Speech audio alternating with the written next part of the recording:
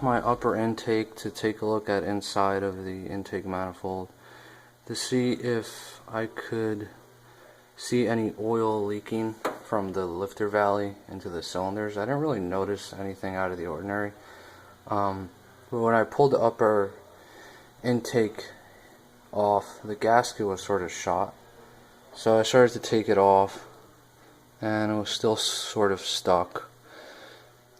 So I purchased this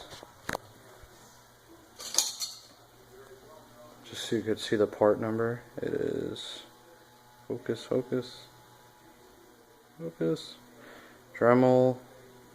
It's Dremel 442 and it's a carbon steel brush,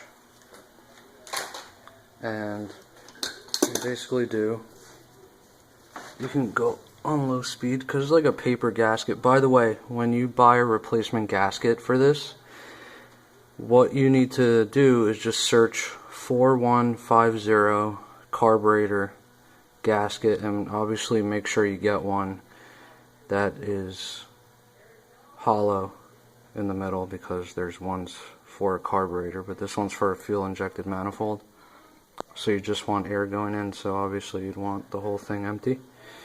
So there's some paper on here. When you do this, make sure, again, I think I said this already, but cover the lower intake, because you don't want anything getting in there, not only when you're working on this, but when you're not and the car's just sitting. You don't want to dust or anything like that to get in there, because usually that's all filtered air. So just cover it the best you can. I put a microfiber on there, and I also put like a piece of paper or sandpaper case or whatever. I'm just going to go in here and take this gasket material off. And this comes off pretty easy.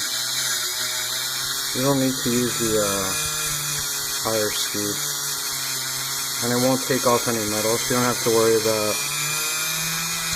it taking material off and leaving you with an uneven surface, which would suck.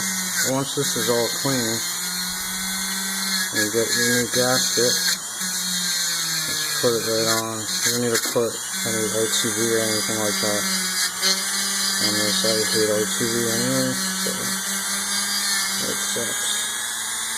But really, realistically, you should be doing this like this, flat. It's a little bit better, but I'm holding the camera, so it's a little bit more difficult to do that, but I'm just doing it to show you guys. Once all that's cleaned up, what you want to do is you want to blow out all the crap that you got in here, because you're inevitably going to get some shit in there with an air compressor. If you don't have an air compressor, I definitely recommend you taking this thing out and washing it with soap and water, because otherwise you're going to get shit inside of your engine.